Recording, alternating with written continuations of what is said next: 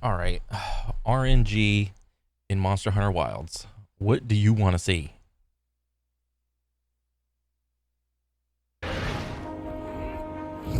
Oof.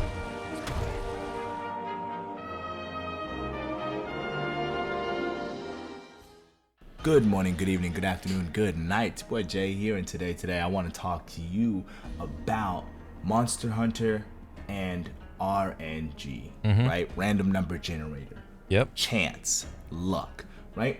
So what I want to talk about a little bit is let's look to the future and talk about how much RNG and where should the RNG come from when it comes to making your armor and weapons, right? If you play Monster Hunter, you've dealt with some level of RNG at some point, right? Whether it's you're trying to get that mantle, which is only a 1%, 2% drop, whether you're trying to get a specific set of rewards for a specific hunt. There's RNG in everything that you do when it comes to Monster Hunter. It's a crucial part of the loop, right? You hunt a monster, you didn't get the specific part you need because RNG was against you, the desire sensor, all that. So you gotta boot it up again. Bro, right now I'm going through Monster Hunter Iceborne again. And I'm trying to get that, what was it? The Raging Brachydios Immortal Reactor. Oh my god, dude. It does not want to drop. It does not want to drop for me. I am hurting. And do it again, right? In that way, Monster Hunter is kind of a looter action game, right? Yeah. Where, you carve the corpses of the dead monsters looking for specific parts to get what you need so that you can upgrade your equipment, right? Right. So there's RNG. I mean, yeah, but there's a little bit of like skill because like some parts it's like you can't even get them unless you like break the head or break the forearm, break the hind legs, cut the tail, or if like there's some monster with like wings, it's like you can't get this material unless you break the wings. So there's like some level of skill that you can derive off it, but for the most part, it's a lot of RNG.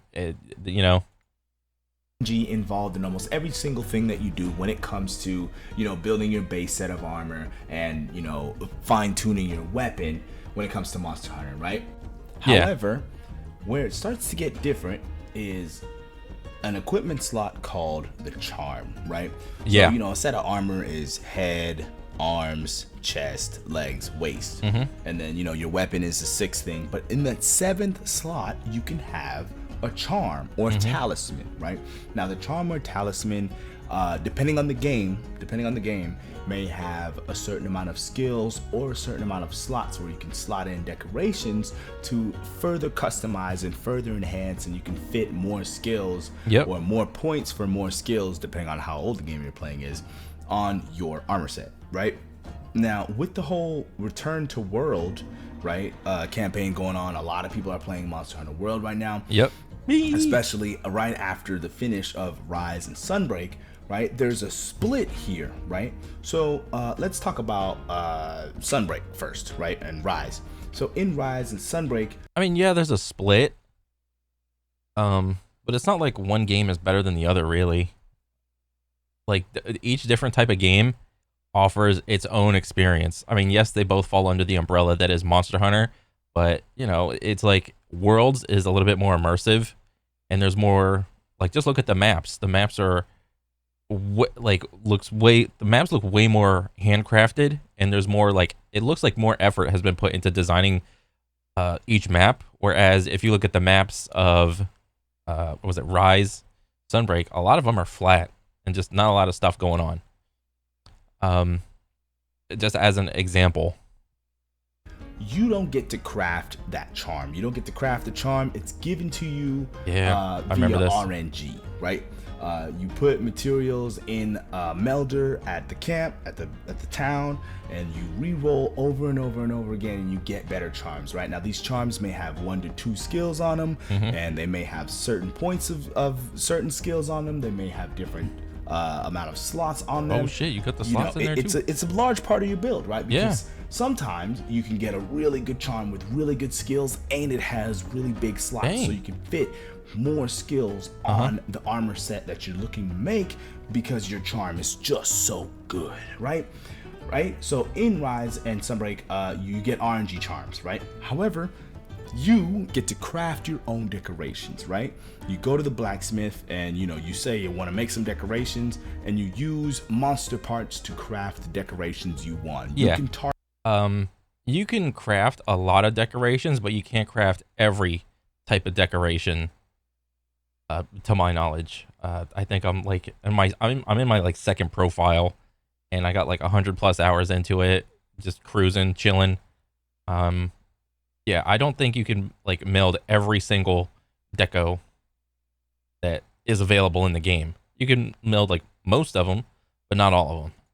Target that, okay, I want more attack boost decorations, I want more expert decorations, I want a weakness exploit decoration. You get to craft that on purpose, right? There's player agency there. You can see what is need to make the thing. Bro, I had no idea. Like I'm playing like Sword and Shield. I had no idea that they introduced a deco that was like a what was it, Clutch Claw boost, that made it so that you could weaken in one shot on the Sword and Shield. That shit was like so expensive to make in terms of like monster or just like other decos to like make that one. It was huge. I had to sink like at least half, if not more, of just dog shit decos in there. I was like, God dang, but at least I have the ability to do it though. And then you go out, hunt the monsters, and then come back with the parts and make the thing, right? That's cool. I like this system, right? Because, as you keep playing the game and rolling charms, eventually you're going to get some pretty good charms, right? Eventually. It's kind of inevitable if you are. Yeah, but the thing that is the variable, like if somebody gets really lucky in the beginning, they're like, oh, I love this system. I got my favorite charm really easily. But if someone is just like extremely unlucky, and I don't think this system has like a pity system in it, someone could just play the system and just get extremely unlucky. So then that person will think, oh, I fucking hate this system. This is stupid. Are going back and pushing in more materials and re-rolling, eventually you're gonna get a charm that's pretty serviceable. You're gonna get a charm that's pretty nice, right? So me, being a content creator, I like sharing certain armor sets. I like sharing maybe armor sets that have a specific purpose, where it's like, hey bro, this one is about Mushroom Answer, like check this out, boom. Right? And I can tell people like, hey, here's the charm I'm using. It's nothing too crazy. You can probably get a charm that's similar, or you need a charm that has this skill on it, right? And if you can get more points, great. Or if you can get one that has big slots for better decorations, great, right? I can tell people, good luck on the RNG there, but hey, it is what it is. And then I can tell people, hey, go craft these decorations. These decorations are slotted in here, and you can pretty much copy my set, bar for bar, word for word if you want, right? Yeah. Now the thing about Rise and Sunbreak is in the end game they introduce curious crafting, right? Where you can take each piece of armor, right? Like the head, the chest, the arms, the legs, the waist. Okay, so when I played Rise, I only played base game Rise. I didn't play Sunbreak, essentially because my buddy stopped playing. So I only played up to like, I don't know, 1.0. But from what I hear, the game is finished, and it's on version 3.0, and it's way better than like a base game. So I don't know, probably after World, I'll probably get back into Rise afterward. So, I mean, I do remember in the base game for Rise, I do remember like going into that little meld person and doing like just farming all the monster parts and just trying to essentially just gamble for like a really good charm. I do remember that, but I would have to go back and go through it again to realize like how good or bad the drop chances were. And apply some RNG to it and get different skills or different conditions on the set, depending on what you're rolling for, right? Yeah, like I think it wasn't 100% gamble, because you could kind of weigh the chances of you getting certain skills on the charm. So it was gambling, but you could kind of like weigh it in like the favor that you wanted, hopefully. But even then, I remember going through like a couple hundred charms just to get like one that was decent. You can get like minus defense, you can get plus certain skills. It's all super random, super RNG, right? And me, myself, personally, I mean, if you've been here a while, you know this, but I didn't really participate in Curious Crafting that much, right? Because like I said, as a content creator, I like sharing my sets, right? And it just didn't feel right to me to just make a set with all this Curious Crafting and all this, ooh, lucky RNG, and then just say, hey, good luck re-rolling 5-6 pieces of armor, and, you know, I hope you get what I got. Like, nah, I'll make a base set and tell you guys, hey, man, if you want to Curious Craft it up and get lucky and make the set even better than what I have here, you go for it, right? And, you know, I could still take down special investigations in the Endgame. Like, you really don't need Curious Crafting, but hey, it's there if you really want to enhance your set and really super min-max, you know, as many skills as you want. Yeah, it gives that part of the player base, the hardcore part, that little bit of extra, like, oomph in terms of, like, build quality, because they want to go do it, and they have all the time, so just give them something to do. I don't think there's anything wrong with it, because you don't necessarily need Curious Crafting to take down any specific monster. Most of the time, to my knowledge, or at least from what I played off of Rise, you can get away with having like an average charm and just good armor and just have like good monster knowledge of like its moveset, and you can still take down monsters. It's there, right? So that's Rise and Sunbreak, and that's that system. So let's go over to World. Let's return to World. Oh, you like that? Hey, subscribe if you like that joke. Let's return to World. So in World, it's kind of flip-flopped, right? In World, you get to craft your charms, right? Now, here's the thing about charms. Really, it just gave you a skill, right? Like, you went to the blacksmith, and, you know, you get to craft a certain charm, and then you can upgrade that charm a certain amount of times, depending on what skill is on there. And, you know, you get 5 points of maybe critical eye, right, through your charm. But there's no like slots on the charms from what I remember. I'm talking about memory right now. No, you're good. But, yeah, so you get to craft the charms, you get to control the charms, and you can tell people, hey man, go to the builder and make this charm. Yeah. When you're talking about World, that is, right? However, you cannot tell people, hey man, slot these decorations in. Why? Because all the decorations you get when it comes to World and Iceborne are completely random number generator, right? Like RNG, they're random. At the end of each hunt, sometimes you get a couple decorations, sometimes they're good, sometimes they're bad. Like, it is what it is, you know what I'm saying? The thing that I would want to see, like, I didn't really mind the deco farming. It's that some of the decos just had dog shit ass drop rates, and whenever you clicked on a quest, it doesn't tell you what type of decos can drop from each quest, because if I recall correctly, in World, decos start in like tier 5 and they go all the way up to tier 12, and within each tier, so let's say you go up to tier 6, like 5 is base, and then you go to tier 6, all the decos in tier 6 and tier 5 can drop. So there's that. But then if you go on another quest, it'll be like, oh, let's say the quest has a max deco drop like tier of like, I don't know, let's say tier 9. You can get any deco from like tier 9 all the way down to tier 5. But a lot of the times people want to meta the heck out of the game, and they see all these builds that require tier 11 and 12 decos, and they like relentlessly farmed, and they either think that decos are just not dropping because they're doing the wrong quests. That's essentially what is happening. So I think there's only like about 3 or 4, maybe 5 types of quests that can drop up to like rarity 12 decos. And even if you farm those quests over and over again, the drop rates are just like they're horrible. I mean, but you know, that's another question. What is a reasonable amount of time for a player to grind for a certain, like, let's say a tier 12 rarity deco? What's like something reasonable? You know? So I think that is a good question. Because like me personally, I'm willing to grind like some amount of time.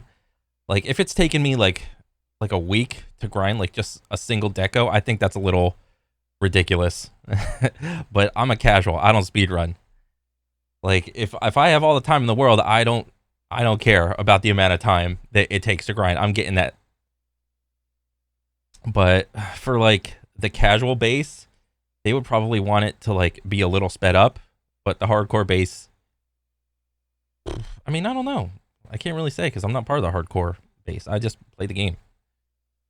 And like right now, it's a good time to play World because we have certain event quests where they look give rarity you 10, more decorations 9, than normal at the end of the quest. 6, and, you know, you get more 9. opportunities and more chances to re-roll the decorations. Yeah. Right? Which is fine. Like, you know, I prefer, you know, the Rise Sunbreak way of things where almost every hunt I do contributes toward re-rolling a charm or, you know, re-rolling a curious craft at the end game. But hey, you know, in World Iceborne, you can grind up the amount of decorations you need. You can grind it out. It may take you a while. It's RNG. Cool, right? Now, I spend quite a bit of time on Twitter. You know what I'm saying? I'm lurking. Like, I would honestly want to see like if they could implement either one and I'd be fine with it in Wilds.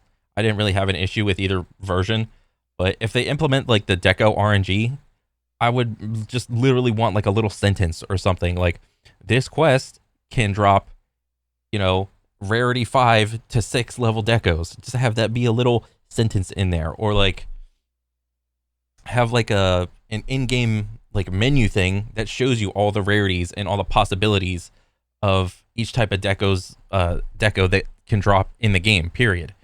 And then just put a little sentence. Hey, you're doing this really hard quest? Yeah, you get a stronger chance of like rarity 12 decos dropping. Well, that's the one you gotta farm. It's gonna be really hard. Good luck. But yeah, the game doesn't really tell you. You have to like go like online to like some whatever website and figure that out. And I see people arguing about this all the time. No, this system's better, this system's better, this system's better, this system's better. Whatever, I'm just here talking about preference. I prefer the Sunbreak way of things because I feel like if you are rolling charms after every quest, you're gonna get a charm that's comparable, right? And you're gonna get a good one and you're gonna be able to emulate someone else's set. But in World and Iceborne, I've had an experience where I was like, hey, I'm about to do something, check my set out. And people are like, hey man, how come you don't got a bunch of agitator? And I was like, I don't got the decorations, bro. I just ain't been lucky. Yeah. And me and the other dude were just looking at each other like, oh, yeah. Alright then. You know what I mean? Like there's nothing you could do. You're just like, hey, good luck, bro. Like that's it, you know? But I mean, either way you shake it, there's gonna be RNG involved when it comes to Monster Hunter. That's part of the game, you know? So comment down below, which system do you prefer? Rise Sunbreak versus World Iceborne, and what would you like to see moving forward in Wilds, right? Would you want to see a mix of the two? Do you want to see maybe RNG decos come back, but maybe RNG charms as well? Like how much RNG do you think should be involved when it comes to making your armor set? And that's really the discussion I want to talk about, right? I don't want to sit here and rehash the argument which system is better, Rise Sunbreak or World Iceborne. That's in the past. I do want to hear your opinion on that. I do want to see in the comments down below, but really I want to talk about the future. Yeah, I mean, for the most part, I'm fine with either system.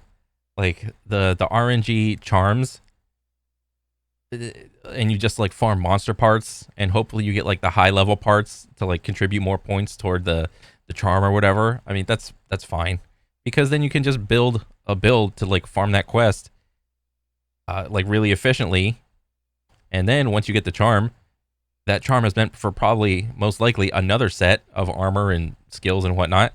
You just build your set off of that charm. With like World and Iceborne, it's like you can kind of get away with like having like some like whatever charm, like earplugs 2 or something, or what was it? You can get away with having like crit eye 3, or what was it? There's like, or like stun resist 2, like 1 or 2. Like the charm doesn't really matter as much, but in Rise the charm really matters. But I don't know. I'd be fine with either one, to be honest. Do you want to see as far as wilds, right? Do you want to see another system like Curious Crafting come back where, hey, there's a whole lot of RNG involved, and you know it may be a little harder to share your armor set because you're just gonna have to tell people like, hey, good luck with the decorations. Like, it is what it is, you know. Personally, I do like the Rise Sunbreak sort of thing, but I don't like Curious Crafting. I don't use it. I just don't, because I feel like it's just too much RNG to sit here and say, hey bro, this cool armor set, I'm able to do all this cool stuff in the hunt, and you're gonna have to re-roll 6 pieces of armor, bro. I hope you get what you need. Good luck. Like, I don't know, I don't want to tell you guys that and leave you guys out in the cold. I'd rather make an armor set and say, hey, you can make it better with Curious Crafting if you want, but the concept of the armor set still works even without it. Go for it, go crazy. Yeah. Right? So this is the real meat and potatoes of the conversation that I want to have, is how much RNG do you think should be involved in your armor set when it comes to Monster Hunter, and what do you want to see in Wilds?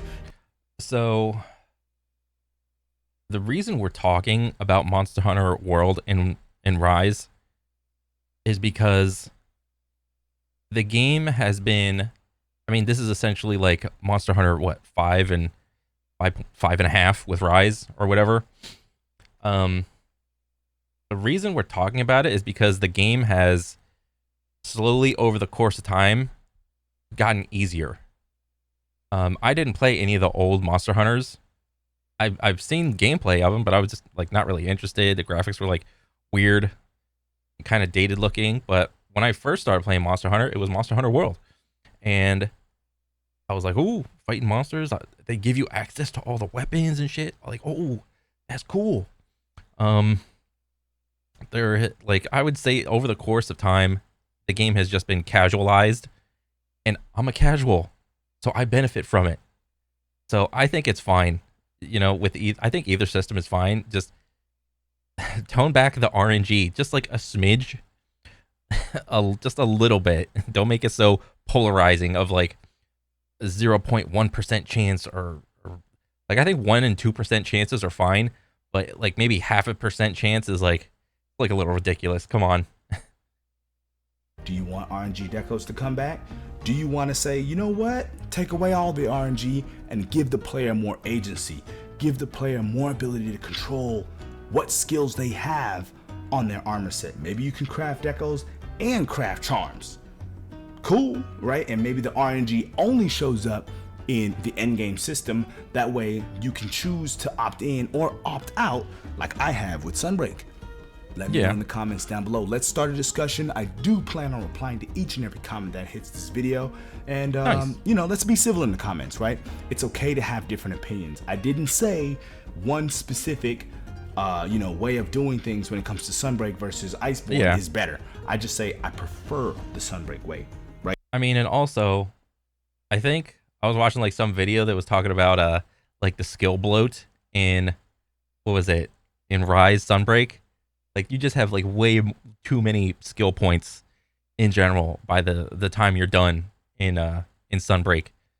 Or like, if you look at, I mean, it's kind of the same in World, but it seemed like in the early versions of the game, you had roughly about 40 points, even with endgame gear, and you only had like 3 or 4 skills like active.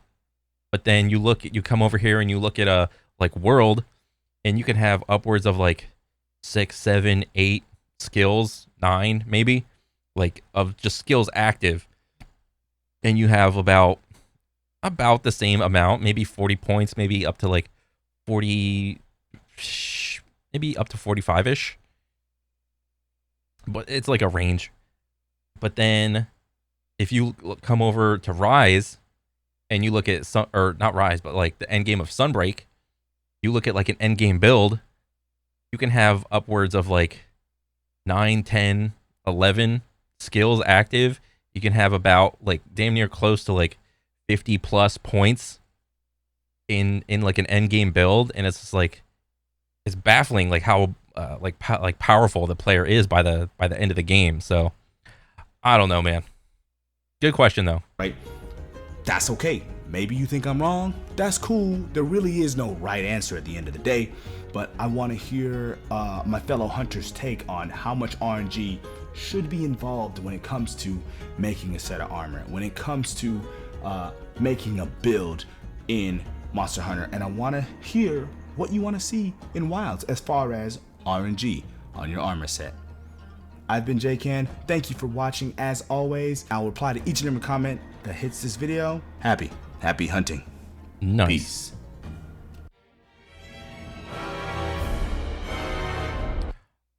Yeah, I mean, it's a good question. Like, which system is, like, quote unquote better, or which system you would want to see? Maybe they come up with like a new system for Wilds or whatever. But no, it's completely valid. I mean, again, I'd be fine with either one, because at the end of the day, it's like it's not like a pay to win game. It's just a solo game, and for them to like want their players to like keep playing their game, you have to come up with some sort of end game system that you put time and effort. But at the end of the day, what are you doing? You're just hunting monsters over and over again. But the gray area is, how many times do you want your player to embark on a quest to like farm the end game system?